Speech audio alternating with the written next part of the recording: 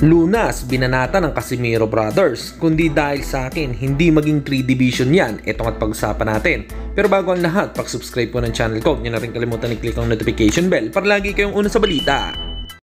Laban ang aasahan, balita sa mga pambato na isasalang, pasabog na video, lahat yan nandito.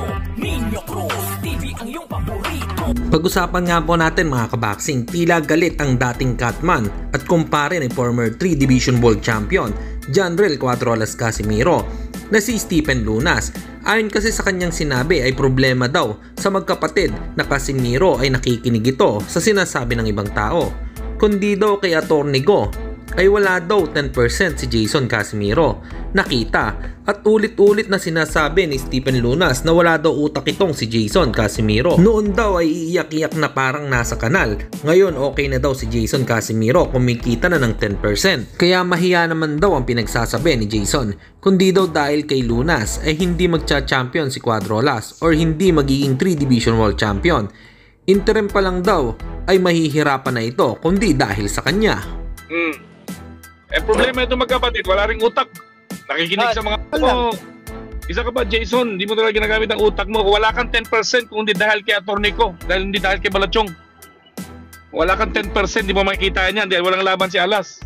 Bigay ba nila Rivera yung yung kita ni Alas na milyon-milyon? Wala naman silang alam dun eh. At saka yung ginamit ng perang financial, binayaran lahat ni Alas yun.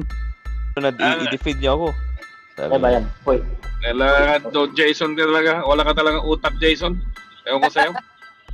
Panahon na yun eh, nag-iiyak-iyak ka, para ka nasa kanal eh.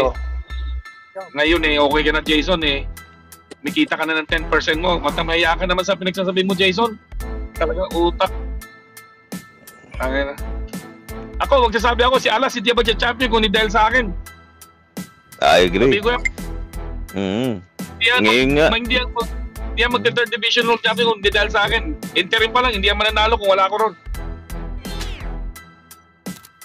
Samantalang Jerwin ng Kahas, kung mapapanatili ang magandang kondisyon na ito sa nalalapit nilang sagupaan ni Takuma Inoue, ay siguradong mahihirapan ng Hapon. Pag nagkamali nga ito sa pambato natin ay siguradong may kalalagyan kay ang Kahas si Inoue. Hanggang dito na lang muna ang ating balita. Dito na lang ang aking boxing news report. Babu!